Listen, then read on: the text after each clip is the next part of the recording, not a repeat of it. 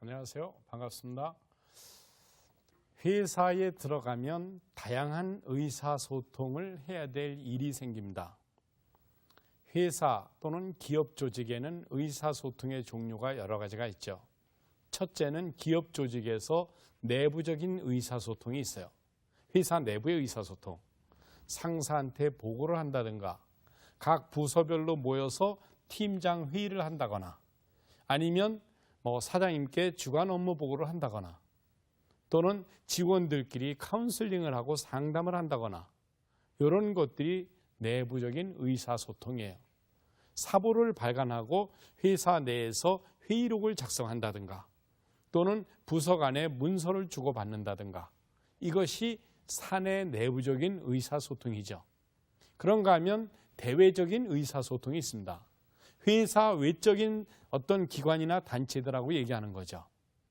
회사에서 다른 회사와 계약을 체결한 협약서 또는 다른 회사에 우리 회사를 홍보하기 위한 홍보 문안 자료, 브로셔 또는 직원들끼리 다른 회사와 거래를 주고받는 과정에서의 이메일과 문자 주고받는 것들 여러 가지 상황에서 우리는 대외적인 의사소통을 하게 돼 있습니다. 내부에서 잘못된 건 내부에서 고치면 돼. 그런데 잘못된 문서가 외부로 나갔다는 문제가 생기죠. 5억짜리 프로젝트 계약서를 타이핑을 잘못 쳐서 50억이라고 쳤다. 그럼 45억이 문제가 생기는 거예요. 이와 같이 대외적인 의사소통은 더 문제가 되죠. 우리나라도 마찬가지죠. 우리나라에서 각 부처 간의 의사소통이 잘 안 되는 건 그래도 견딜만 하지만 그 다음날 고치면 되지만 미국이나 중국이나 북한이나 일본하고 의사소통할 때 잘못 말 한마디 하면 커다란 문제가 생기잖아요. 그래서 대외적인 의사소통에서도 더 주의를 해야 됩니다.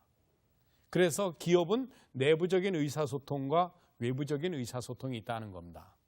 그 다음에 리스크 매니지먼트 커뮤니케이션에서 회사의 위기 상황이 닥쳤을 때 어떻게 의사소통하는가 하는 게 문제가 되는 거죠.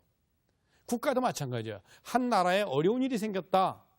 요즘 많이 대두되고 있는 여러 가지 국가적인 문제들, 여러 가지 문제가 생겼을 때는 그 문제 생긴 것 자체도 문제지만 그 문제를 해결하는 과정에서 원활하게 의사소통하지 못하는 것도 문제가 되죠.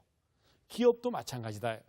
그래서 위기관리 상황에서의 의사소통 이런 것도 문제가 됩니다. 어떤 소문이 나쁘게 돈다든가 회사의 홍보가 잘못됐다든가 회사에서 만든 제품이 잘못 나가서 그것이 와전이 됐다든가 여러 가지 이제 위기 상황에서의 의사소통이 중요하다는 거죠. 그 다음에 필요한 의사소통이 비즈니스 커뮤니케이션, 비즈니스적인 의사소통이죠. 거기에는 전에 말씀드린 바와 같이 회의 진행이라든가 프레젠테이션이라든가 협상이라든가 코칭이라든가 인터뷰라든가 면접 또는 리포트, 비즈니스 라이팅 이런 것들이 다 의사소통의 한 종류가 되겠습니다. 중요한 건 21세기 디지털 시대가 되고 글로벌한 세계적인 기업들이 함께 일을 하면서 문화가 다양화되고 있어요. 한국과 미국이 합작한 회사도 있고 프랑스와 독일이 합작한 회사가 우리나라에 와 있는 경우도 있고 또는 우리나라 회사에도 외국인이 많이 근무하고 있고 다양한 문화가 어우러져서 일을 하고 돈을 벌고 생산을 하고 홍보를 하고 있죠. 다양한 문화와 다양한 사람들끼리 어울리면서 일을 잘하고 의사소통하려면 몇 가지 조건이 있어요. 첫째, 서로 다른 문화를 존중할 줄 알아라. 내가 배타적으로 하지 말아라. 아프리카에서 왔던 미국에서 왔던 대학을 나오지 않았던 기술자든 엔지니어든 아니면 홍보팀이든 기획팀이든 각자의 서로 다른 문화를 이해를 해야 된다. 그리고 그 문화를 존중해야 된다는 거죠. 함부로 사람을 우습게 보지 말고